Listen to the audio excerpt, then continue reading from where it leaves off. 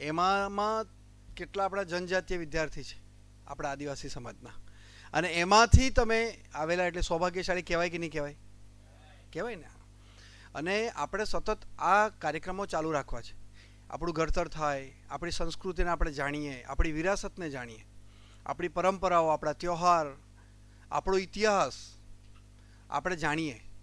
હવે એકચ્યુઅલી શું છે, આઝાદી પછીના ઇતિહાસ આપણને ખોટો પીરસો છે, એટલે જે ભણીને આવ્યા છે યાદ છે. તો એવી કઈ બાબતો આપણે જાણવા જેવી છે, તો અલગ અલગ સત્રોમાં બધું આપણને જાણવા મળશે.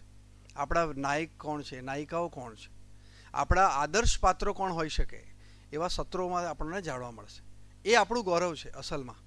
તો એ અલગ અલગ સત્રો જે આપણે ગોઠવ્યા છે, પ્રયાસ કરીએ છીએ કે તમને ગમે.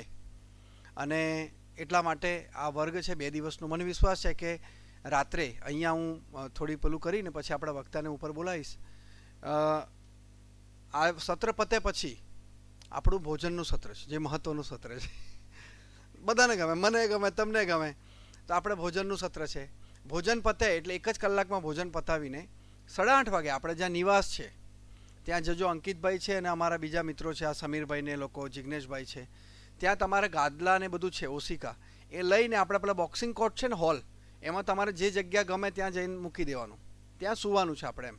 ત્યાં પંખા મૂકેલા છે, ઉપર પંખા છે. કોઈ રાત્રે સ્વિમિંગ પુલમાં પડવાનું 5.5 ફૂટનું ઊંડું છે ભાઈ, એટલે કોઈ પડતા સવારે તમારા માટે સ્પેશિયલ રાખેલું છે. ને એ સૂચના જેવું આપણું ભોજન પતે એટલે ગાદલા લઈને તમારી જગ્યા મૂકવાના, તમારો બેગ મૂકી દેવાનો. પછી 8:45 વાગે આપણે સાંસ્કૃતિક કાર્યક્રમ રાતનો, જે બાલાજી સરે આપણને વાત કરી કે ગરબા, મનોરંજન અને ક્વિઝ, અમુક પ્રશ્નોત્તરી, મજા આવશે. ટીમ બનાવીને જે પ્રશ્નોત્તરી, કોણ ટીમ જીતે, 3 ટીમ બનાવીને આપણે રમીશું, જોઈએ કોણ જીતે. ગયા વખતે જે આપણું પહેલું શિબિર થયેલું ને, પ્રશિક્ષણ કાર્યશાળા, એમાં પણ ખૂબ આનંદ થયેલો. 70 સંખ્યા આવેલી ને અહીંયાથી આપણે દૂર આંબેડકર ભવનમાં રાખેલું. આજે પણ આપણે આંબેડકર ભવનમાં જવાના હતા. અડાજણમાં છે સરસ, જે આપણા આદિવાસી ક્ષેત્રમાં ખૂબ સરસ કામ કરે છે. તો એ સંસ્થામાં આપણે કરવાના હતા, પણ ત્યાં એક બીજું શિબિર ચાલે છે, આપણે અહીંયા કર્યું. તો એ રાતનો કાર્યક્રમ હશે, 1 કલાકનો, 1.25 કલાકનો. પછી ઊંઘી જવાનું. સવારે વહેલા ઉઠીને જાગરણ છે તમારું, દૈનંદિન બધું પતાવીને, હા એ પતાવીને એક રમત પેલું થશે. અને ત્યારબાદ તમારું સ્નાન આદિ છે, અને ત્યારબાદ આપણું અલ્પાહાર, ચા નાસ્તો છે. ચા નાસ્તો પતે એટલે પહેલું સત્ર અને પછી સમાપન સત્ર. કોઈ લાંબો કાર્યક્રમ છે નહીં. આજે જેમ 2 સત્ર છે એમ કાલે છે. તો આજના વક્તા એવા બાલાજીભાઈને અને સત્ર અધ્યક્ષ સમીરભાઈને હું કહીશ કે મંચ પર બેસે, મંચ પર આવે. આ સરપ્રાઈઝ છે ભાઈ, તૈયાર થવાનું છે. જીગા એક ખુરશી લઈ લો, વચ્ચે છેલ્લે વાળી લઈ લો.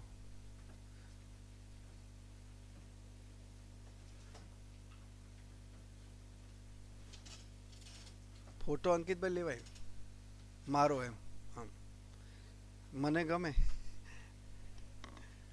તો આપણે બધા લોકો આ વર્ગમાં આવ્યા છે. આપણું બીજું સત્ર ચાલુ થાય છે. આપણા સત્રના સત્ર અધ્યક્ષ, એમનો હું પરિચય આપીશ, સમીરભાઈ ગોટી. સમીરભાઈ ગોટી છે એ મૂળ જુનાગઢના છે, વર્ષોથી સુરતમાં રહે છે, ઓટો પાર્ટ્સના વ્યવસાયથી સંકળાયેલા છે, અને અહીંયા NSSમાં સિનિયર ક્લર્ક તરીકેની જવાબદારી છે એમની. ભણેલા છે, M.Com કરેલું છે, ખૂબ અનુભવી છે, સામાજિક સેવા સાથે સંકળાયેલા છે. અને એમને આજે આપણા સત્રના જે વક્તા છે એમના સ્વાગત માટે હું એમને કહીશ કે પુસ્તક અને ખેસ આપીને બાલાજીભાઈનું સ્વાગત કરે.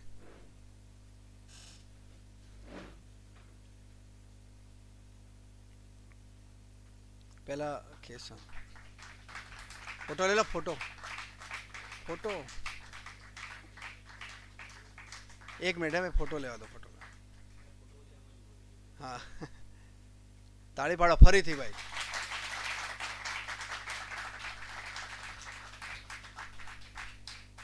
પુસ્તક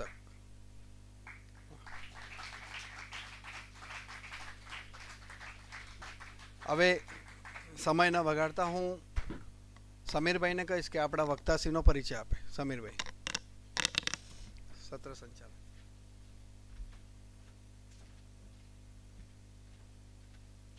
નમસ્તે. આપણા વક્તા શ્રી બાલાજીભાઈ રાજે,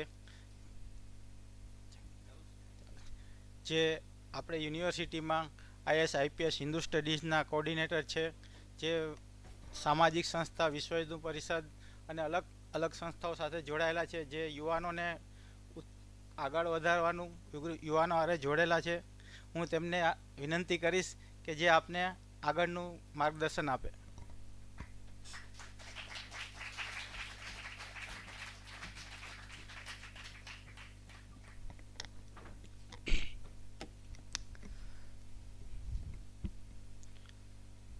એટલે આજનું આ આપણા પ્રથમ દિવસનું બીજું સત્ર, જેનો વિષય છે ભારતીય જ્ઞાન પરંપરા જનજાતીય પરિપ્રેક્ષ્યમાં. પેલા પૂછેલું ને કેટલા લોકો ભારતીય જ્ઞાન પરંપરા ભણ્યા છો? આ સત્રમાં એને સવાલ જવાબ કરવામાં આવશે. એવું નથી, આપણા દેશમાં 2020ની સાલમાં એક રાષ્ટ્રીય શિક્ષણ નીતિ 2020 એવી એક પોલિસી આવી, ખબર છે? તમે સ્કૂલ કોલેજમાં સાંભળતા છો એનઈપી 2020 એવું. એ યોજના અંતર્ગત, એ પોલિસી અંતર્ગત આપણા ત્યાં શિક્ષામાં પ્રથમ ધોરણથી લઈને ઉચ્ચ શિક્ષા સંશોધન સુધી ભારતીય જ્ઞાન પરંપરા આવવી જોઈએ એવો આપણા દેશની સરકારને વિચાર આવ્યો.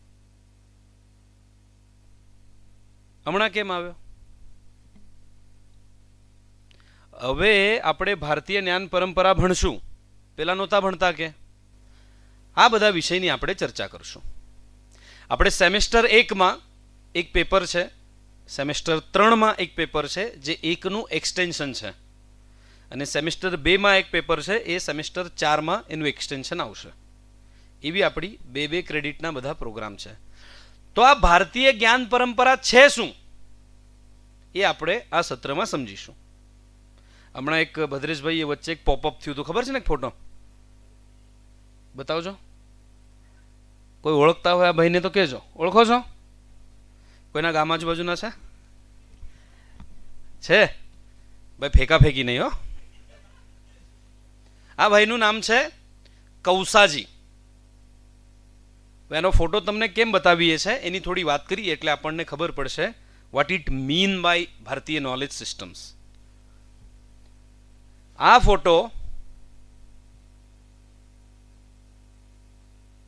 જેન્ટલમેન નામની એક યુરોપિયન મેગઝીનમાં છપાયો હતો 1796માં. ક્યારે? આ કોઈ સેલિબ્રિટી નથી. આમનો ફોટો એટલા માટે છે કે આ ફોટોની નીચે લખ્યું છે હિન્દુ રેનોપ્લાસ્ટી ઓફ ઇન્ડિયા. રેનોપ્લાસ્ટી એટલે નાકની સર્જરી. સર્જરી હોય ને અલગ અલગ, એમાં જે સર્જરી નાકની થાય એને રેનોપ્લાસ્ટી કહે છે. તો આનો ફોટો એટલા માટે છે, એનું થોડું તમને બેકગ્રાઉન્ડ કહી દઉં. એ ફોટા સામે નહીં જોશો. 1794માં ત્રીજું મૈસૂર આંગ્લ યુદ્ધ થયું હતું બ્રિટિશ અને ટીપુ સુલતાન વચ્ચે. આપણે સ્કૂલમાં સાંભળ્યું હશે કદાચ, હે ને? 1794, એમાં રાઈટ? આ યુદ્ધમાં શું થયું? આ જે કૌસાજી છે એનો લોકોએ ઉલ્લેખ એવો કર્યો છે કવાસજી. એ લોકોને બોલતા ફાવે નહીં ને. એટલે કવાસજી કોણ છે? તો આ બ્રિટિશ લોકોની સેનામાં જે ખાવા પીવાનું રસદ જેને કહેવાય છે એ સપ્લાય કરનારનું કામ કરનારો એક સામાન્ય ખેડૂતનો દીકરો છે. પણ થયું કેવું? ટીપુ સુલતાન અને આ લોકો વચ્ચે લડાઈ થઈ અને ટીપુ સુલતાનની સેનાએ શું કર્યું? બ્રિટિશરોનો પરાભવ કર્યો અને વચ્ચે આ ભાઈ ઘવાઈ ગયા. એટલે આ તો બિચારો બળદગાડા દ્વારા ખાવા પીવાનું સામાન પહોંચાડતો હતો, પણ આ અંગ્રેજ લોકોનો માણસ છે એમ કરીને ટીપુ સુલતાન એને પકડી લીધો. ટીપુ સુલતાન કોણ છે આપણને ખબર છે? એકદમ બ્રુટલ, ક્રુઅલ અને અમાનવીય અત્યાચાર જેણે આ ભૂમિના લોકો પર કર્યા તે એણે શું કર્યું? એની હાથે જે બીજા 1-2 લોકો પકડાયેલા ને આ કૌસાજી આનું નાક કાપી નાખ્યું. નાક. આગળ જ બેસો.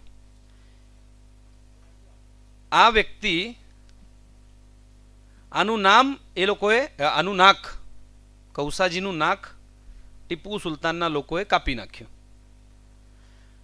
પછી બ્રિટિશ આર્મીમાં જે અંગ્રેજી ડૉક્ટર્સ આદિ હશે એ લોકોએ કીધું કે તારી ટ્રીટમેન્ટ કરીએ, અને થોડી ઘણી ટ્રીટમેન્ટ કરી હશે, પણ નાક તો આખું કપાઈ ગયું છે, નાક છે નહીં. નાક વગર આ ભાઈ 13 મહિના રહ્યા. કેવા દેખાતા હશે?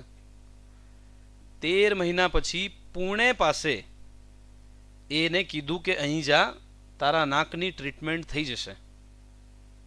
એટલે આને બ્રિટિશરોના જે ડૉક્ટર્સ હતા એમની પાસે ઈલાજની ના પાડી, અને 13 મહિના પછી કુમાર નામના એક વ્યક્તિ પાસે જે ગયા, જે વ્યવસાય કુંભાર છે. કુંભાર સમજ પડે ને? અને એના નાકની પ્લાસ્ટિક સર્જરી થઈ. અને આ સર્જરી જ્યારે થતી હતી ત્યારે 2 અંગ્રેજી ડોક્ટર ત્યાં ઉપસ્થિત હતા જેણે આ જોયું. કઈ સાલની વાત ચાલે છે? 1794. અને આ સર્જરી થઈ, એના નાકના સેમ્પલ બનાવવામાં આવ્યા, પેલા ડ્રોઈંગ બનાવવામાં આવી, અને એવું નાક, પેલા આર્ટિફિશિયલ નાક એના ફોરેડને એટલે કપાળની ચામડી લઈને એવું નાક ડિઝાઇન કર્યું કે જે એના ચહેરા પર સૂટ થાય, અને સફળતાપૂર્વક એને નવું નાક બેસાડવામાં આવ્યું. કોને બેસાડ્યું? ભારતના પુણેથી રાયગઢ તરફ જતા કોઈ એકદમ ગામડામાં, જેવા ગામડામાંથી તમે ને હું આવીએ છે, કોઈ મોટા શહેરમાં નહીં, લંડન અમેરિકામાં નહીં ભાઈ. ક્યાં થયું? ભારતના એક ગામડામાં. કોણે કર્યું? એક સામાન્ય કુંભારે એના નાકની સર્જરી કરી. અને એવું કહેવાય છે કે અચ્છા, આ જે ડૉક્ટરે જોયું ને એને એક પત્ર લખ્યું પછી જેન્ટલમેન મેગઝીનને કે આવું સાયન્સ, આવું વિજ્ઞાન આ લોકો પાસે છે, અને ખબર પણ નથી પડતી કે આર્ટિફિશિયલ નાક છે, પાછળથી બેસાડવામાં આવ્યું છે. અને જે જગ્યાએથી એની સ્કિન કાઢવામાં આવી હતી ફોરેડથી, એ આ થોડું દેખાય છે ને આમાં તમને, એનો સ્કેચ એ લોકોએ બનાવ્યો. તમે જેન્ટલમેન મેં જોયું છે, તમે જેન્ટલમેન મેગઝીનના આર્કાઇવ્સમાં જશો, શોધવું પડશે અડધો પોણો કલાક, તો આ આર્ટિકલ આજે પણ અવેલેબલ છે. જોઈતો હશે તો મને કહેજો, હું આપીશ. એમાં આખું વર્ણન લખ્યું છે કે કઈ રીતે અહીંની ચામડી કાઢવામાં આવી, પછી શું થયું, આખી પ્રોસેસ એ લોકોએ વર્ણન કર્યું. અને કીધું કે ભલા માણસ, ભારતમાં તો આવું કોઈ વિજ્ઞાન છે, આવું મેડિકલ સાયન્સ છે. જ્યારે અંગ્રેજોને ખાતાને ધોતા નહોતું આવડતું ત્યારે 1794માં એ લોકો શું કરતા હશે? દુનિયાને ખાતા પીતા નાતા આપણે શીખવાડ્યું છે. ખબર તમને? નાતા નહોતા આ લોકો. આપણે કીધું કે રોજે નહાવાનું હોય. એ સાચું કહું છું. એ લોકોને પછી ખબર પડી, અચ્છા રોજે નહાવાનું હોય એમ. ભારતવાળા નહીં પણ આ ક્યારની વાત કરી મેં તમને? 1794. બીજો તમને પ્રશ્ન પૂછું, આ કાઢ નાખજો. બીજો તમને એક પ્રશ્ન પૂછું, ફ્લાઇટ, એરોપ્લેન, એની શોધ કોણે કરી? બોલો બોલો. હા, કોણે કરી? રાઈટ? You are wrong. આપણી પુસ્તકોમાં એવું કહેવામાં આવ્યું કે અમેરિકાના સાઉથ કેરોલિનામાં 904-5 આજુબાજુ આ રાઇટ બ્રધરે એક વિમાન ઉડાવ્યું, થોડી હાઈટ પર ગયું ને કોલેપ્સ થયું, અને વિમાનની ખોજ થઈ. જોની જોની, હે ને? આપણી બુદ્ધિ બંધ કરી દેવાની, માની લીધું આપણે. પછી શું થયું, એના પહેલા શું થયું, આપણને નથી ખબર. હું તમને જો એમ કહું, આપણે પુષ્પક વિમાનની વાત હમણાં નથી કરવી, ચાલો, એના એવિડન્સ નથી ને, આપણે વાત નથી કરતા, પણ જેનો એવિડન્સ છે અને દુનિયાએ સ્વીકાર્યું છે, એ તમને ખબર હોવી જોઈએ કે નહીં? તો ભાઈ, આ રાઇટ બ્રધર પહેલા આપણા ત્યાં મુંબઈમાં શિવકર બાપુ તળપદે નામના એક ભારતીય વ્યક્તિએ મુંબઈના ચોપાટી બીચ પર પારા દ્વારા ચાલતું વિમાન બનાવ્યું, સક્સેસફુલી ઉડાવ્યું, અને સક્સેસફુલી લેન્ડ પણ કર્યું વિધાઉટ પાયલટ. વધુ હશે એવું લાગે ને મનમાં? શિવકર બાપુ આવો સાયન્ટિસ્ટ હોય ખરો? સાયન્ટિસ્ટ કેવો હોય? Thomas Alva Edison, Albert Einstein, Newton. Shivkar Bapu Talpade આવી ગયા મોટા, હે ને?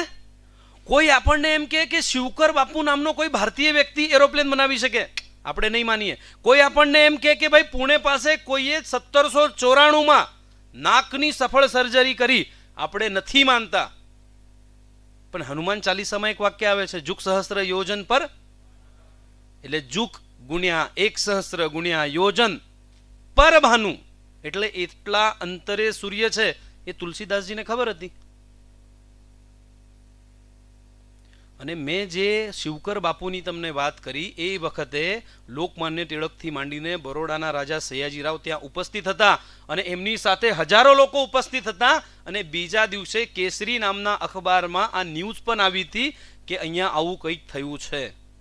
તમારી પુસ્તકોમાં આવ્યું કે કોઈ જગ્યાએ? શું આવ્યું? જોની જોની એણે સાયસ કીધું અને આપણે આપણું મગજ બંધ કરી દીધું. પણ આપણા ત્યાં કોઈ નાસદીય સૂક્ત છે જે કહે છે આ અસ્તિત્વમાં કઈ રીતે આવ્યું. અસ્તિત્વ નહોતું ત્યારે શું હતું. આજે જેને બ્લેક હોલ બહુ મોટી ઉપલબ્ધિ મળી ગઈ છે દુનિયાને, હે ને? ખબર કદાચ બોલનાર નહીં પડતી હશે, પણ બ્લેક હોલની ચર્ચા બધા કરે. આ બ્લેક હોલની થિયરી તો આપણા તમિલનાડુ બાજુના એક રામાનુજમ નામના તમારા જેવા એક યુવા વૈજ્ઞાનિકે આપેલા એક મેથેમેટિકલ એક પેરેગ્રાફના આધારે આ બ્લેક હોલની થિયરી આવી છે. આપણે એના પર પિક્ચર બનાવી કે નહીં બનાવી ને? આપણે કોના પર પિક્ચર બનાવીએ? સુલતાન મિર્ઝા, હે ને? પછી પેલો અમદાવાદનો બુટલેગર, શું નામ હતું એનું? ધંધે સે બડા ये नहीं होता ने उससे, શું છે પેલું? લતીફ રઈસ પિક્ચર. આપણે રામાનુજમ પર પિક્ચર બનાવ્યું કે? અને જો આપણા ત્યાં આવી જ્ઞાન પરંપરા હતી તો આપણી પુસ્તકોમાં કેમ નહીં? આપણી પુસ્તકોમાં લખ્યું કે? તમને કોઈએ કીધું કે આપણા દેશમાં 1794માં નાકની સર્જરી કરી શકે તેવા લોકો હતા? આ કોઈ પુસ્તકમાં લખાયું?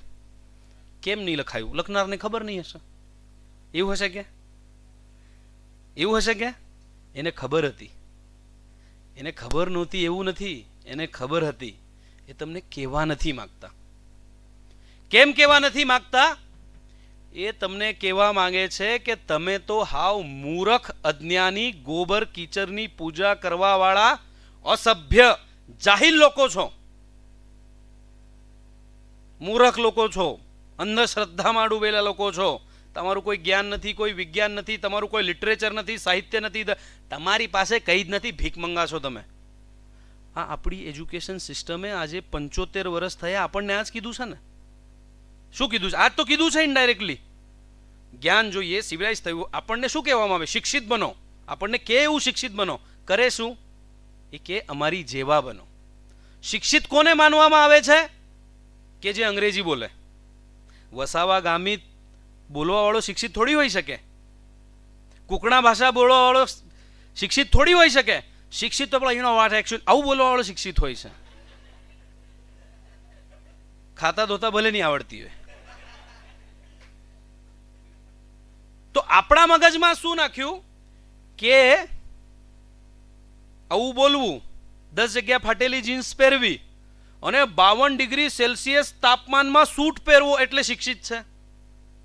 દેશી ભાષા બોલવી, દેશી ભોજન ખાવું, જે અહીંનું છે એ કરવું એટલે યુ આર અનસિવિલાઇઝડ. હે ને? એવું કીધું કે નહીં? અને સિવિલાઇઝ થવું હોય તો શું કરો ભાઈ? આ રીતે બેસીને ડાયરેક્ટ ન ખવાય. ભાતમાં દાળ નાખીને નહીં ખાવાની. શું કરવાનું? ચમ્મચ લેવાની. હે? અને ખાલી ચમ્મચ નહીં ચાલે ભાઈ, કાંટાવાળી ચમચી જોઈએ. એણે કીધું જો તમે કાંટાવાળી, હા શું એ હું આવ્યું એ તો મને ખબર નહીં. એને કહેવાય એમ.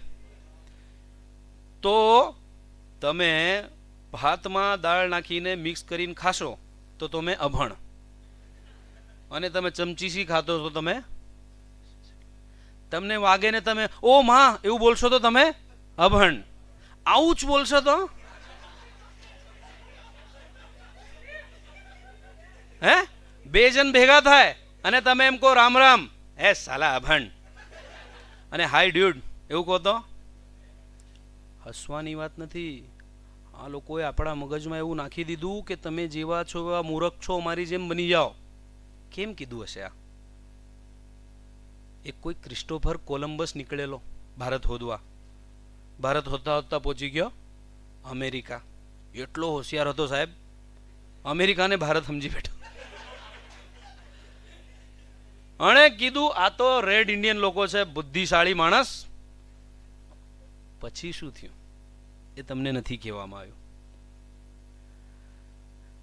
પછી ધીમે ધીમે આ યુરોપીય લોકોએ અમેરિકાના લોકોને, જેનું નામ અમેરિકા નહોતું, માયા અને ઇન્કા સમાજના સભ્યતાના લોકોને ત્યાંથી મારી નાખ્યા અને ખદેડીને પશ્ચિમ તરફ મોકલી આપ્યા, દેશ પર કબજો લઈ લીધો.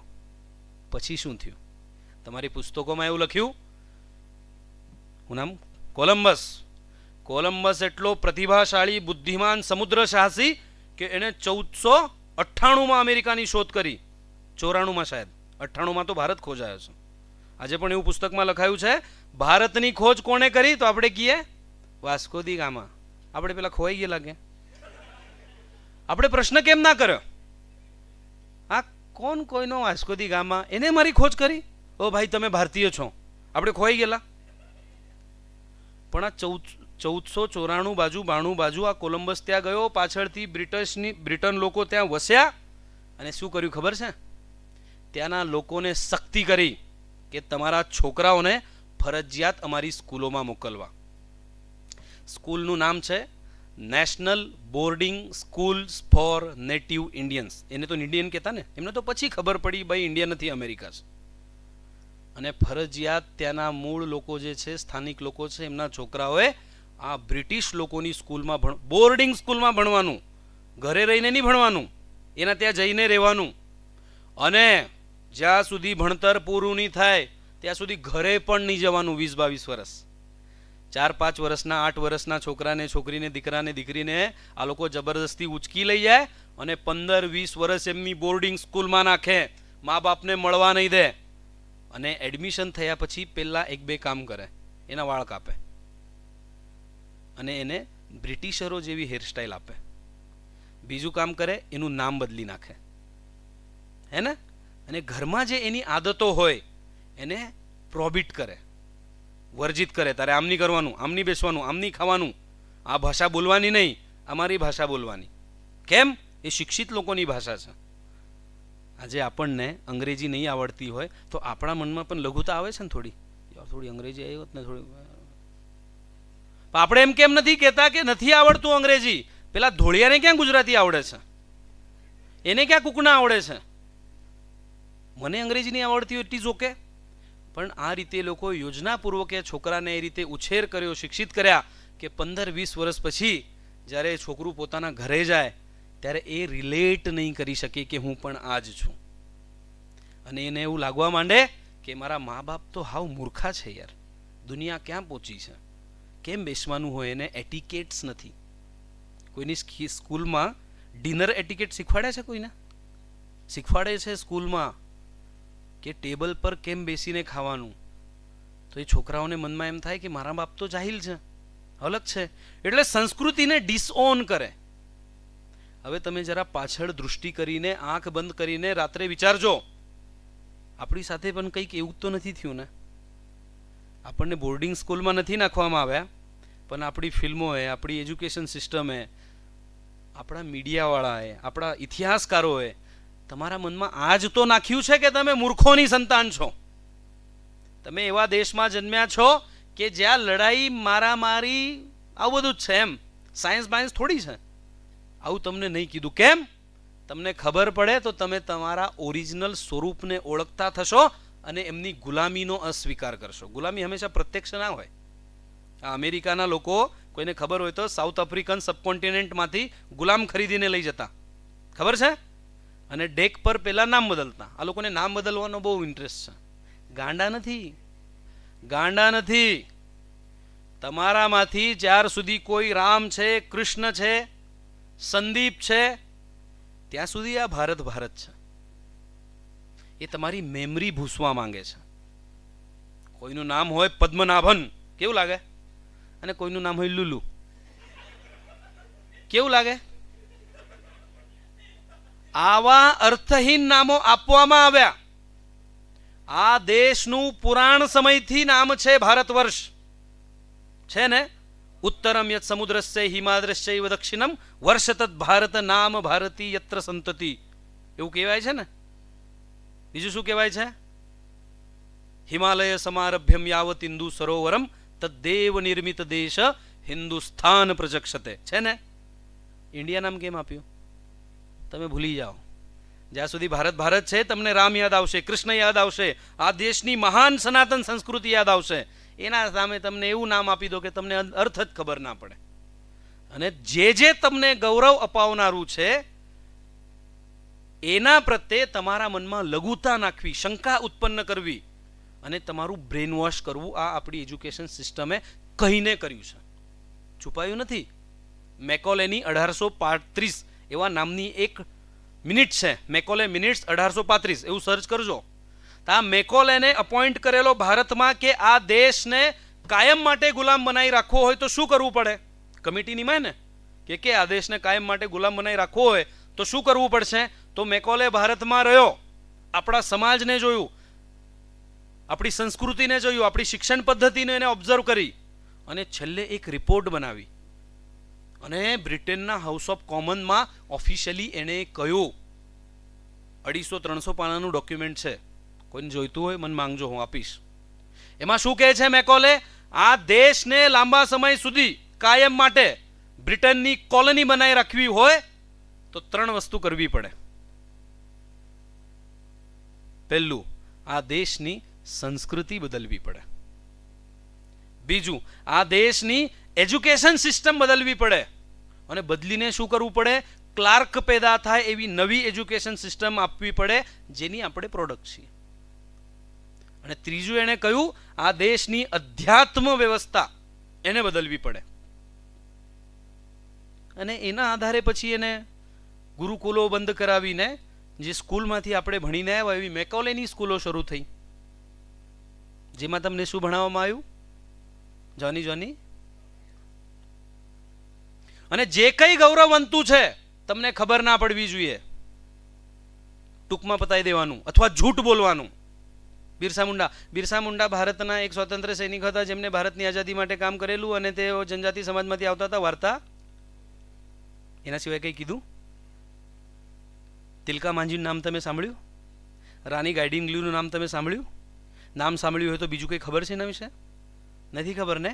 સૈફ અલી ખાનના છોકરાનું શું નામ છે? એની ઘરવાળીનું શું નામ છે?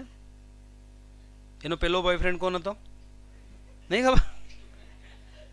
ખબર હોય તો વાંધો નહીં, પણ આ બધી પણ ખબર હોવી જોઈએ, હે ને? આપણો ઇતિહાસ કશું પણ આપણને ગૌરવ અપાવતો કેમ નથી? આ વાતો આપણા ઇતિહાસમાં કેમ નથી? કેમ કે આપણી પુસ્તકો, આપણો ઇતિહાસ વામપંથી લોકોએ લખ્યો છે, જેને ભારત માન્ય નથી, ભારતની સંસ્કૃતિ માન્ય નથી, ભારતનો ધર્મ માન્ય નથી, ભારત જ માન્ય નથી. કે ભારત નામનો દેશ તો અંગ્રેજોએ બનાવ્યો, પેલા ક્યાં દેશ હતો?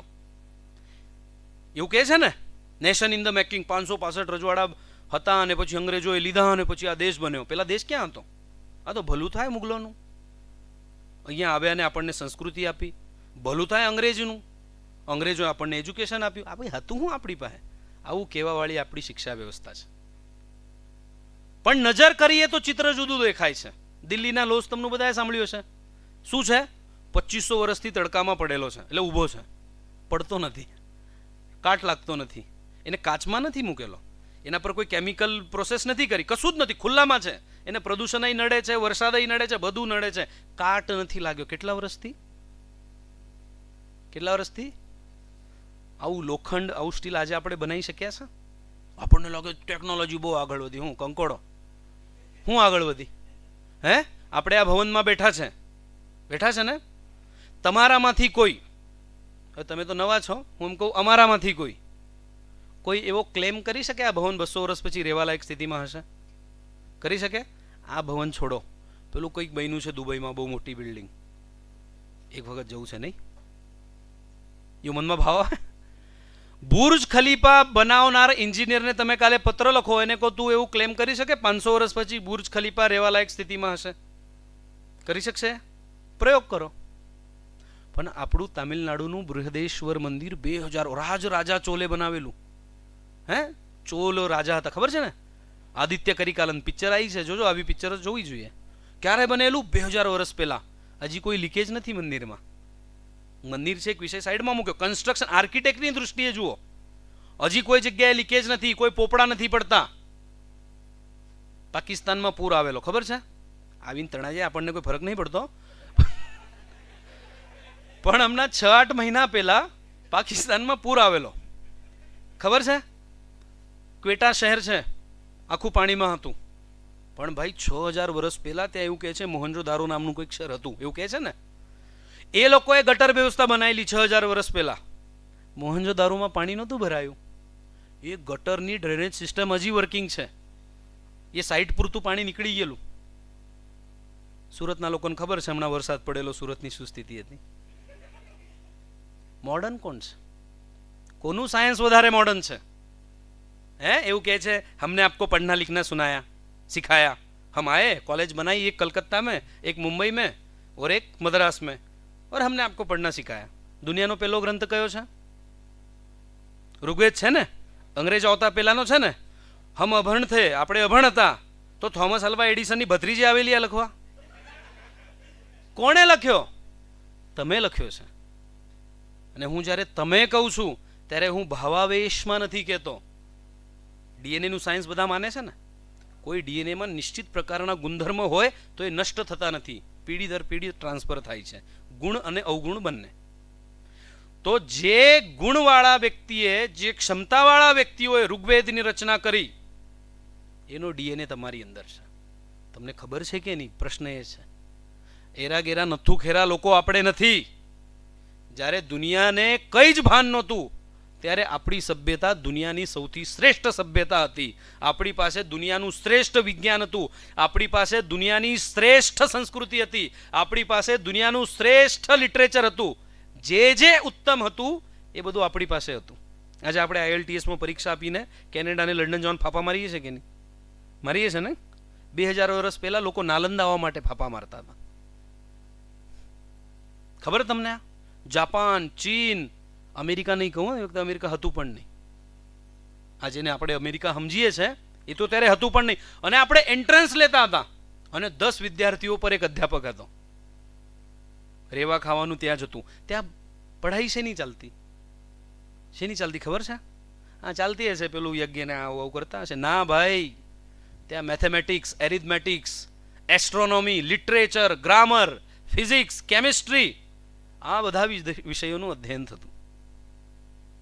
અને કોઈ આવ્યો બખ્તિયાર અલી ખિલજી, એને નાળંદા બાળી નાખી. પછી શું કર્યું આપણે? આ બખ્તિયાર અલી ખિલજીને ઓનર કરવા માટે, સન્માન આપવા માટે, જ્યાં નાલંદા હતી ત્યાંના નજીકના રેલવે સ્ટેશનનું નામ એના નામે રાખ્યું. કેટલા મહાન છે આપણે! છે ને?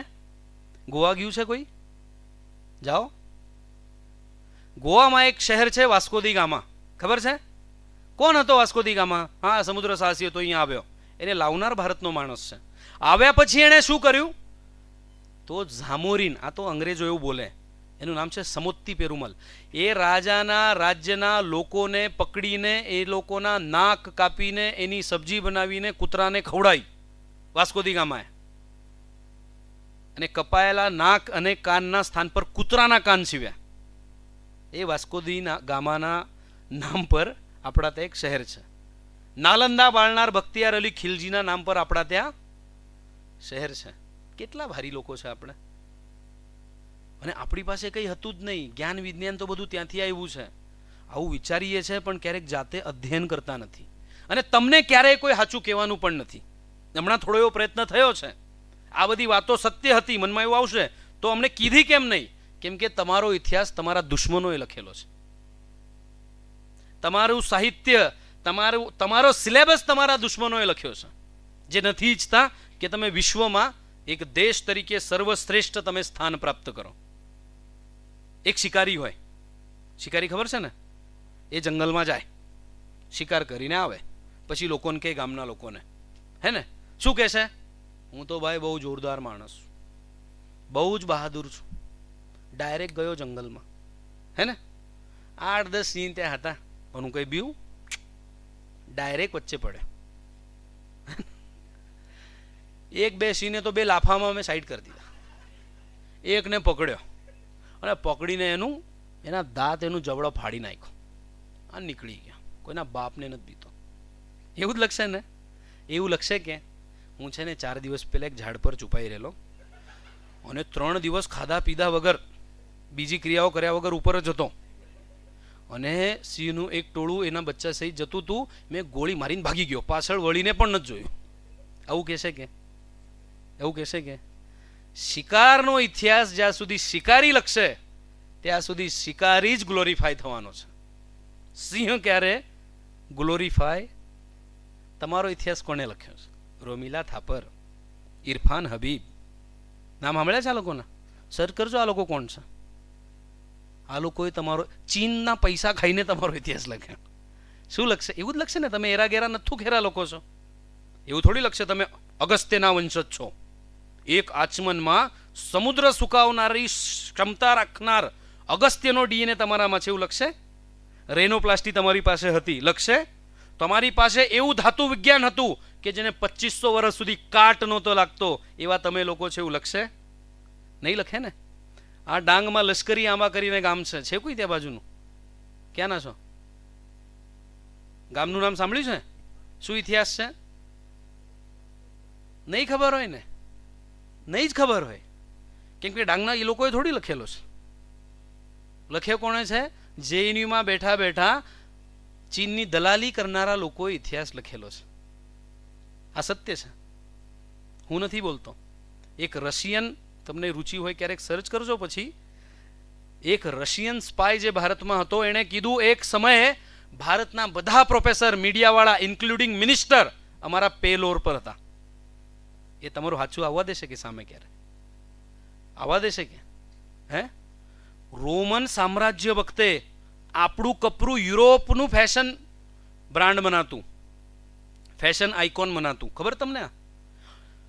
રોમન સામ્રાજ્યની રાણીનું 1 વર્ષનું કપડાનું બિલ ભારતને ચૂકવવાનું થતું એ વખતની કરન્સીમાં 1 લાખ. પ્લેની ધ એલ્ડર નામના એક સિનેટ મેમ્બરની ડિસ્કશન એક જણે ડોક્યુમેન્ટ કરી છે.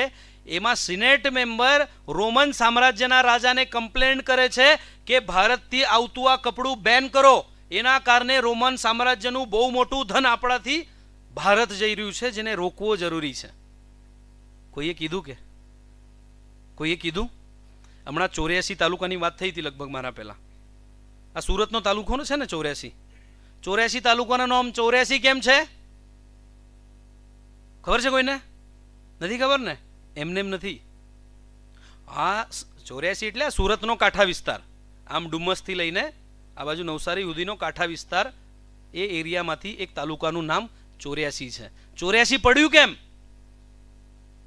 કે ભાઈ 300-400 વર્ષ પહેલા 84 દેશોના જહાજોના લંગર અહીં નખાતા. સુરતના દરિયાકાંઠે 84 દેશોના જહાજ અહીં આવતા. રસાવાળા ખમણ ખાવા નહોતા આવતા કે લોચો ખાવા નહોતા આવતા. આ 84 દેશોના જહાજો અહીંયા શેના માટે આવતા? ટ્રેડિંગ માટે, વ્યાપાર માટે. આપણી પાસે એ વખતે એવું હતું કે બધાને ઝક મારીને અહીંયા સુધી આવવું પડતું લેવા, અને આપણી કન્ડિશન પર આપણે વેપાર કરતા. એ 84 દેશોના નામ તમે ગૂગલ કરશો તમને મળી જશે. એમાં કોઈ દેશ બાકી નહીં હોય જે વખતે હોય. બાકી ગુફામાં રહેતા તમને નહીં ખબર, પણ ઠીકઠાક દેશ હોય અને એને ભારત ન ખબર હોય એવું નથી. તમે કલ્પના કરો, વાસ્કો દી ગામાને ક્યાં આવતું? ભારત આવતું. કોલંબસને ક્યાં આવતું? ભારત આવતું. બાબરને ક્યાં આવતું? એના મામાનું લગ્ન હતું. આ બાબર, અકબર, ઔરંગઝેબ, કેટલા બધા હુણ, કુષાણ શક્તિ માંડીને બધાને ભારત આવતું. કેમ? આપણે એ વખતે દુનિયાનો શ્રેષ્ઠ દેશ હતા, ધનમાં શ્રેષ્ઠ હતા, સંસ્કૃતિમાં શ્રેષ્ઠ હતા, જ્ઞાનમાં શ્રેષ્ઠ હતા, વિજ્ઞાનમાં શ્રેષ્ઠ હતા, એટલે બધા અહીં આવવા માંગતા હતા. આપણે આજે અમેરિકા જવા માંગીએ કે નહીં? કોઈ બાંગ્લાદેશ જવા માંગે છે? મોકલી આપીએ. કેમ અમેરિકા જવું ગમે છે? કંઈ છે ત્યાં. તો એવું આપણી પાસે હતું એટલે લોકો આપણી પાસે આવવા માંગતા.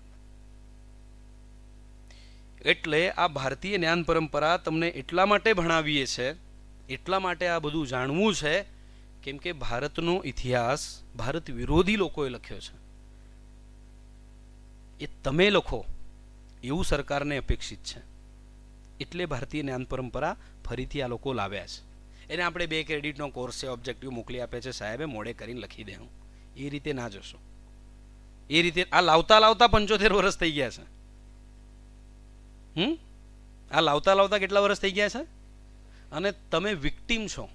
કોણ છો તમે? હું પણ છું. જે શિક્ષિત માણસ છે એ એજ્યુકેશન સિસ્ટમનો વિક્ટીમ છે. મેક્સ મુલર એની ઘરવાળીને એક પત્ર લખે છે, ખાનગી નથી પત્ર, એવું લખે છે કે ધ્યાનથી સાંભળજો, we conquered India once but we need to conquer India once again, and this time the colonization will be done by education. એટલે 20-25 વર્ષ જો તમારા પર કામ કરવામાં આવે પ્રોપર મેનરમાં તો દેશ ખતમ કરી શકાય છે. દેશ ખતમ કરવા માટે હવે પરમાણુ બોમ્બનું કામ જ નથી. 4-5 વસ્તુ છે જેનાથી દેશ બનતો હોય. શેનાથી દેશ બને? દેશ જમીન માત્રથી નથી બનતો, દેશ સરકારથી નથી બનતો, દેશ બિલ્ડિંગથી નથી બનતો. દેશ શેનાથી બને છે? સમાજ, તે સમાજની સંસ્કૃતિ, તે સમાજની ભાષા, તે સમાજનો ઇતિહાસ, તે સમાજના મહાપુરુષો, તે સમાજની ઉપાસના પદ્ધતિ, ધર્મ જેને આપણે કહીએ છીએ, આ બદલી નાખો, દેશ ખતમ થઈ જશે. આ ભાવાવેશમાં નથી બોલતો. પર્શિયાનું નામ સાંભળ્યું છે? સાંભળ્યું છે? ક્યાં છે પર્શિયા? પર્શિયા છે કે ઈરાન છે? હમણાં ઈરાન છે, પેલા પર્શિયા હતો. આજે જેને આપણે ઈરાન કહીએ છીએ એ કોઈ સમયમાં ઈરાન હતું જ નહીં, હતો પર્શિયા. પર્શિયા છે ક્યાં છે? પર્શિયન લોકો ખબર છે ને, જે આપણે જેને પારસી કહીએ છીએ તે લોકોનો દેશ. આખી દુનિયામાં બિચારા બધા ભટકાય છે, ભારતમાં સુખી છે. આ લોકોનો મૂળ દેશ પર્શિયા છે. કોઈ એવું માનતું હોય કે હું મારા વ્યક્તિગત જીવનમાં બહુ પ્રગતિ કરું, દેશ જાય તેલ પીવા, શક્ય નથી. બહુ પ્રોપર્ટી હોય, વિમાનથી લટકી લટકીને અફઘાની લોકો ભાગ્યા છે, ખબર છે ને? વિમાનને લટકીને. તો જ્યાં સુધી દેશ સુરક્ષિત છે, દેશની સીમાઓ સુરક્ષિત છે, ત્યાં સુધી બધાનો અર્થ છે. બધું હોવા છતાંય ભાગવું પડશે. તો આ ઈરાન જે બન્યો એ કઈ રીતે બન્યો? લોકોને મારીને નવા લોકો નથી મુકાયા ત્યાં. શું કર્યું? પર્શિયન લોકોના નામ બદલાયા. પર્શિયન લોકોની ભોજન સંસ્કૃતિ, ખાદ્ય સંસ્કૃતિ બદલવામાં આવી. પર્શિયન લોકોની ઇતિહાસની વાતો, ઇપિક્સ, લોક વાર્તાઓ બદલવામાં આવી. આ 3-4 વસ્તુઓ જો કોઈ પણ સમાજની બદલવામાં આવે તો દેશ બદલાઈ જાય. દેશ મારવાની જરૂર નથી. તમે જુઓ, જેને આપણે ઈરાન કહીએ છીએ, લોકો તો એ જ છે ને જે લોકો પર્શિયામાં હતા. છે ને લોકો, ભૂમિ પણ એ જ છે ને. બદલાયું શું? શું બદલાયું? સંસ્કૃતિ બદલાઈ. સંસ્કૃતિ બદલવાથી આટલું બધું બદલાઈ જતું હોય છે. તો આમ કોઈ આવી નહીં કહેશે, ઓ ભાઈ તારી સંસ્કૃતિ આજથી બદલી નાખે, એવું તો કોઈ કહેવાનું નથી. શું કરશે? તમારા મનમાં તમારી સંસ્કૃતિ માટે લઘુતા નાખવામાં આવશે. પહેલા શેના માધ્યમથી? એજ્યુકેશનના માધ્યમથી, બોલિવૂડની ફિલ્મ્સના માધ્યમથી. આપણા ધ્યાનમાં આવે છે એવી ફિલ્મ્સ કોઈ? નહીં આપણને ધ્યાનમાં આવતું. પણ તમે ધ્યાનથી જોશો તો ખબર પડશે, આપણી ફિલ્મોમાં મોટા ભાગે એવું બતાવવામાં આવે કે આપણા સાધુ સંતો લૂંટારા છે, ઠગ છે, બલાત્કારી છે. એમનેમ નથી, યોજનાપૂર્વક છે. તો આ બધું બદલવાની ટેક્ટિક્સ આ છે. અને ભારત ક્યાં સુધી છે? જ્યાં સુધી તમારામાંથી કોઈનું નામ સાવિત્રી છે, તમારામાંથી નહીં, બહેનોમાંથી. કોઈનું નામ સીતા છે, કોઈનું નામ ગાયત્રી છે, કોઈ ભાઈનું નામ રામ છે, કોઈનું શિવ છે, ત્યાં સુધી ભારત છે. નહીં તો જેમ પર્શિયાનું ઈરાન થઈ ગયું એમ ભારતનું પણ કંઈ થતા વાર નહીં લાગે. આ સમજવું. સારે જહાં સે અચ્છા હિન્દુસ્તાન હમારા કોને લખ્યું? અલ્લમા ઇકબાલ. ખબર છે ને? નથી ખબર? અલ્લમા ઇકબાલ કશ્મીરી પંડિત હતો, ત્યારે એને સારે જહાં સે અચ્છા હિન્દુસ્તાન લખ્યું. પછી સંસ્કૃતિ બદલ્યા પછી એને સારે જહાં સે અચ્છા હિન્દુસ્તાન લખ્યું કે એને પાકિસ્તાનનું ગીત લખ્યું છે. પાકિસ્તાનની ડિમાન્ડ કરવા વાળા, શું નામ છે ભાઈનું? જીના. એ ક્યાંનો છે? પોરબંદરનો છે. એના દાદાનું નામ જેનાભાઈ ઠાકર છે. જો જેનાભાઈ ઠાકરનો આ પૌત્ર એની સંસ્કૃતિ નવી બદલી હોત એણે, તો એણે પાકિસ્તાનની ડિમાન્ડ કરી હોત કે? પણ આ બધી વસ્તુઓ એક દિવસમાં ધ્યાન પર નહીં આવે. આ સમજવા માટે એક લાંબો કાળખંડ જોઈએ, જે આપણા બાપ પર, આપણા દાદા પર અને આ યોજનાને ઇમ્પ્લિમેન્ટ કરવામાં આવી છે. પણ જે થયું થયું. હવે આપણે એનો ભોગ નથી બનવાનો. આપણે ભારતની સાચી ઓળખ શું છે, ભારતનો સાચો ઇતિહાસ શું છે, ભારતની ઓરિજિનલ સંસ્કૃતિ શું છે એ સમજવી પડશે. અને તમારામાંથી લોકોએ આગળ આવીને ભારતનો સિલેબસ બનાવવો પડશે, યુનિવર્સિટીઓનો સિલેબસ બનાવવો પડશે, સ્કૂલ્સનો સિલેબસ બનાવવો પડશે, એવી મૂવીઝ બનાવવી પડશે, એવા ડોક્યુમેન્ટરીઝ બનાવવી પડશે, એવા રિસર્ચ પેપર લખવા પડશે. ત્યારે થશે. આવું કરવું હોય તો પહેલાં શું કરવું પડે? આનું અધ્યયન કરવું પડે, સમજવું પડે. એવું કહેવાય કોઈ પણ દેશની યુવા પેઢીના 4 લોકો, યુથ ભેગા થઈને જેની ચર્ચા કરે એવું એ દેશનું ભાવિ હોય. આપણે ભેગા થઈને શું ચર્ચા કરીએ છીએ? કહેવાય એવું નથી એમ. જે ચર્ચા કરો છો એ તો કરો, વાંધો નહીં, પણ એની સાથે આપણા દેશની, આપણી રાષ્ટ્રીય સુરક્ષાની, આપણી સંસ્કૃતિની આપણે ચર્ચા કરીએ છીએ કે એ વિચારવું પડશે. અને તમારે આગળ આવવું પડશે. IELTSની પરીક્ષા આપીને કેમ જતો રહું અહીંથી, એ માનસિકતામાંથી બહાર આવવું પડશે. અને આપણે એક શ્રેષ્ઠ સમાજના લોકો છે. આપણા ડાંગમાં, ધરમપુરમાં, વાપીમાં, તાપીમાં જે આપણા ગામડાઓ છે ને, આપણા આ પૂર્વજો, બાપ દાદાઓ આ લોકો કરતાં 1000 ગણા એડવાન્સ લોકો હતા. આપણે જોઈ નથી શક્યા. કેમ અમેરિકામાં જેમ 20-25 વર્ષ એને બોર્ડિંગમાં રાખીને એની દૃષ્ટિ બદલવામાં આવી ને, એમ એ પ્રયોગો આપણા પર પણ થયા છે. એટલે આપણને શું લાગે, યાર ધોતી પહેરીને આવી ગયા. તમારામાંથી કોઈ ધોતી પહેરીને કોલેજમાં આવવાનું વિચારી શકે? કલ્પના પણ નહીં કરી શકે. અને કોઈ આવી જાય તો બીજા હસશે 100%. પણ આપણને ફાટેલી જીન્સ પહેરવામાં કોઈ શરમ આવે છે કે? પેલો જસ્ટિન બીબર હમણાં પહેરીને આવેલો, ખબર? હે, ઇટ લુક્સ કુલ. સ્કૂલ છે, ઊંધો લટકાઈને મારવો જોઈએ. પેન્ટ પહેરવાનું ભાન ન હોય એને કેમ પહેરાય? પણ એ કુલ છે. ધોતી પહેર, હે ને? આ ભાવમાંથી નીકળવું પડશે. મહિનામાં કમસે કમ 1 વાર પારંપરિક પહેરવેશ પહેરીને ગર્વ સાથે કોલેજમાં જવું જોઈએ. મારા ઘરમાં 100 વર્ષ પહેલા જે ભાષા બોલાતી હતી એ જ ભાષા મારા આવનાર છોકરાઓને, આવનારી પેઢીને શીખવાડીશ, એવો નિર્ણય કરવો પડશે. પેલા આપણે હાય બોલીને નહીં થાય. આપણે પેલા હાય બોલતા હતા કે શું બોલતા હતા? વિચારો ને એ બોલો, નહીં તો બદલાઈ જશો. હાય બોલતા હતા, હાય નહોતા બોલતા. આ સમજવું પડશે. અને આજે આપણે જેમ પડાપડી કરીએ છીએ, આમ જતો રહું તેમ જતો રહું, એક એવી સ્થિતિનું આપણે નિર્માણ કરીએ કે પેલો ધોળિયો અમેરિકાનો એમ વિચારે કે યાર મને ભરૂચમાં રહેવા મળે ને, બસ જીવનમાં આટલું જ જોઈએ, જિંદગી સેટલ છે. આ થઈ શકે છે, આ થઈ શકે છે, આ થયું છે. આપણે થોડા નબળા પડ્યા 500,000 વર્ષમાં, એટલે આવી પરિસ્થિતિએ આકાર લીધો. IELTSની પરીક્ષામાં શું ચેક કરે છે? કોઈ આપી છે? ફ્લુઅન્ટ ઇંગ્લિશ બોલી શકે છે કે નહીં? ફ્લુઅન્ટ બોલાયેલું બ્રિટિશ એક્સેન્ટનું અંગ્રેજી સમજી શકે? આના કરતાં દયનીય પરિસ્થિતિ શું હોઈ શકે? પેલો હું ચેક કરે છે કે તું અમારે ત્યાં આવવાનો લાયક છે કે નહીં. એનો મતલબ શું થયો? આ જ થયો ને. તો તમે સંકલ્પ કરજો કે હમણાં તો શક્ય નથી, પણ 15 વર્ષ પછી, 20 વર્ષ પછી, 25 વર્ષ પછી તમે જ્યારે ફિલ્ડમાં આવશો અને તમે જ્યારે નેતૃત્વ કરતા બનશો, ત્યારે આ દેશની સમસ્યાઓને એ રીતે સોલ્વ કરશું, આ દેશની સ્થિતિ એવી કરશું કે ભારત એની મૂળ ચેતનાના આધારે પુનઃ ઊભો થાય.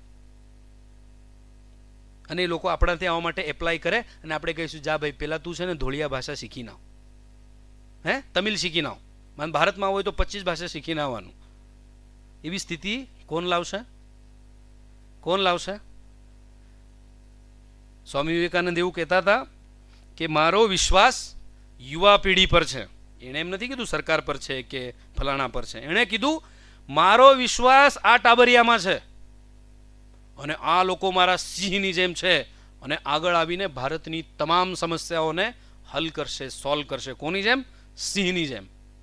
પણ સિંહને સિંહ બનવું પડે ને, સિંહને સિંહ બનવું પડશે. એને તાકાત ક્યાંથી મળશે? એના રૂટ્સથી એ જોડાશે ત્યારે. સ્વધર્મે મૃત્યુ શ્રેય પરધર્મ ભયાવહ. જંગલનો સિંહ, આ વાત કરીને પૂરી કરું છું. જંગલનો સિંહ સર્કસમાં નાચે નાચે ને, કેટલી મજા આવે. પણ શું એ સિંહનો વિકાસ છે? એ તમાશો છે. શું છે? કોઈ એમ કહી શકે સિંહની તો પ્રકૃતિ એવી નથી, પણ એ જંગલમાં નાચે છે, એ જે કરતો હોય. પણ આપણે એને સિંહનો વિકાસ નથી કહેતા, આપણે એને તમાશો કહીએ છીએ. કેમ? એને એનું સ્વ છોડી દીધું, એમાં એની મૂળ પ્રકૃતિ છોડી દીધી. તો મૂળ પ્રકૃતિ છોડીને બીજું કંઈ પણ કરશો તો એ તમાશો છે, યાદ રાખજો. વિકાસ નથી, ઉત્કર્ષ નથી. ઉત્કર્ષ કોને કહેવાય? સ્વને લઈને જે આગળ વધે એને ઉત્કર્ષ કહેવાય. અને દુનિયાનો કોઈ પણ દેશ, એનો ઇતિહાસ કાઢીને તમે જોઈ લો, એ જ દેશ સાચા અર્થમાં આગળ વધી શક્યા છે જેને પોતાની સંસ્કૃતિથી લઈને, પોતાની ભાષાને લઈને, પોતાની મૂળ ધરોહરને શિરોધાર્ય કરીને જે દેશ આગળ વધ્યા છે, એ જ દેશ વિશ્વમાં પોતાનું સ્થાન ગ્રહણ કરી શક્યા છે. આ ભ્રમ મગજમાંથી કાઢી નાખજો કે અંગ્રેજી સિવાય ઉદ્ધાર નથી. અંગ્રેજી વિશ્વની ભાષા છે, આના કરતાં મોટું બીજું કોઈ જૂઠ નથી. અંગ્રેજી વિશ્વની ભાષા તો નથી જ, અંગ્રેજી યુરોપની પણ ભાષા નથી. ફ્રાન્સમાં અંગ્રેજી બોલે છે, ફ્રાન્સમાં અંગ્રેજી બોલાય છે, જર્મનીમાં અંગ્રેજી બોલાય છે, ઇટલીમાં અંગ્રેજી બોલાય છે. આ યુરોપિયન દેશોના નામ તમને કહું છું, નથી બોલાતી. પણ તમને એવું કીધું કે આખી દુનિયામાં અંગ્રેજી બોલાય અને જીવનમાં આગળ વધવું હોય તો અંગ્રેજી શીખવી પડે. જૂઠ છે. અંગ્રેજી બોલાય છે ક્યાં? એક યુકેમાં, અમેરિકામાં, ઓસ્ટ્રેલિયામાં, અને આપણે જે 2-4 ગ્રામ બોલીએ છીએ તે. બાકી કોઈ દેશ અંગ્રેજી બોલતો, આ 2-4 ગ્રામ જ બોલીએ છીએ આપણે. તમે જુઓ, પેલા આવશે actually we will understand about that. હવે હું ગુજરાતીમાં વાત કરીશ. આવું જ કરે છે લોકો. એક પેરેગ્રાફ મોઢે કરીને આવ્યા હોય, પછી આવી જાય 4-5 ગ્રામ પૂરું થઈ જાય એનું. આ ભ્રમ મગજમાંથી કાઢજો. આપણે આપણું સ્વ લઈને આગળ વધશું, આપણે આપણી અસલી પહેચાન લઈને આગળ વધશું તો જ આપણું કંઈ થશે. નહીં તો આપણું નહીં, કોઈનું કંઈ નહીં થાય. કોઈ પણ દેશને આગળ વધવું હોય તો આ બધી વાતોનું ધ્યાન રાખવું પડશે. અને તમારો ઇતિહાસ, તમારો સિલેબસ કોને લખવાના છે? લખશો ને? લખશો ને? પાક્કું ને? જોની એ સબ પપ્પા તો નહીં બોલશો? હે, કોણ જોની? કોનો પપ્પા? આપણે શું લેવા દેવા? હે, કોનો જોની? કયા ગામનો? આપણે શું લાગે વળગે? આપણે કોની હાથે લાગે વળગે છે? આપણે રામ હાથે લાગે વળગે છે, આપણે અગસ્તી હાથે લાગે વળગે છે, આપણે સાવિત્રી હાથે લાગે વળગે છે, આપણે દમયંતી હાથે લાગે વળગે છે, આપણે બિરસા મુંડા હાથે લાગે વળગે છે. 25 વર્ષનો બિરસા મુંડા છે ખાલી. તમારી ઉંમર એટલી જ હશે. દુનિયાનું મોટામાં મોટું સામ્રાજ્ય, અંગ્રેજ સામ્રાજ્ય. બિરસા મુંડા પાસે કોઈ મોટી સેના નહોતી, બિરસા મુંડા પાસે કોઈ મોટું શસ્ત્રાગાર નહોતું, બિરસા મુંડા પાસે કોઈ મોટું ધન નહોતું. તો પણ આપણો 25 વર્ષનો બિરસા મુંડા મિશનરીય શક્તિઓ સામે અને અંગ્રેજ શક્તિઓ સામે લડ્યો અને ભગવાન થયો. થયો કે નહીં? થયો કે નહીં? દુનિયામાં અન્યત્ર જ્યારે આક્રમણો થયા, 20-25 વર્ષમાં એ લોકોએ હાર માની લીધી, શસ્ત્ર મૂકી લીધા. જોઈ લો કોઈ પણ દેશનો ઇતિહાસ, સ્પેનનો લઈ લો, ઇજિપ્તનો, જેનો લેવો એનો લો. પણ ભારતની જ્યારે વાત આવે છે તો 1000 વર્ષથી આપણે લડીએ છીએ. 1000 વર્ષથી પૃથ્વીરાજ ચૌહાણથી માંડીને, બાપ્પા રાવલથી માંડીને, મહારાણા પ્રતાપથી માંડીને, અહીંયા બિરસા મુંડા, તિલકા માંઝીથી માંડીને, કૃષ્ણદેવરાય, છત્રપતિ શિવાજી મહારાજથી માંડીને આપણે લડતા ગયા. અને એ લોકોને એમ હતું કે આ લોકોને અમે પાડ દઈશું. અને આપણે પણ કીધું, બેટા 1000 વર્ષથી લડીએ છે, બીજા 1000 વર્ષ લડવા પડે તો ઓર લડશું, પણ ઝૂકેગા નહીં. આ ભારતની ઘોષણા છે કે જે શક્તિઓએ 20-25 વર્ષમાં સમૂળ રાષ્ટ્ર ખતમ કરી નાખ્યા, એ દેશોને ભારતનો ચેલેન્જ છે કે અમે ઝૂકશું નહીં, લડશું. એ સ્પિરિટ તમારામાં આવે એટલે ભારતીય જ્ઞાન પરંપરા છે. એટલે એને સમજશો, એને ખાલી પેપરની રીતે ના જોશો. અને ભારતીય જ્ઞાન પરંપરાનો જેટલો સિલેબસ છે એટલો જ વાંચવો છે એવું ના કરતા, પોતાનો લોકલ ઇતિહાસ વાંચજો. સાયન્સમાં આપણી કેવી ધરોહર હતી, આ 2 દાખલા આપ્યા છે મેં તમને, એવા હું 100 દાખલા બીજા તમને આપી શકું. અમારું ડિપાર્ટમેન્ટ એ જ કામ કરે છે. એવા 100 દાખલા આપી શકું અને હવામાં નહીં આપીશ. એક વાતનો પુરાવો આપીશ અને અડધા પુરાવા એવા આપીશ જે અંગ્રેજોએ લખ્યા છે, લખવા પડ્યા છે. તો આપણી ધરોહરને, આપણી સાયન્ટિફિક ધરોહરને ઓળખશું તો આપણે આગળ વધશું. ઠીક હે? ઠીક હે? ભારત માતા કી, ભારત માતા કી, ભારત માતા કી. તિરાડ પડે તો વાંધો નહીં, રિપેરિંગ થઈ જશે. ભારત માતા કી, ભારત માતા કી. ધન્યવાદ.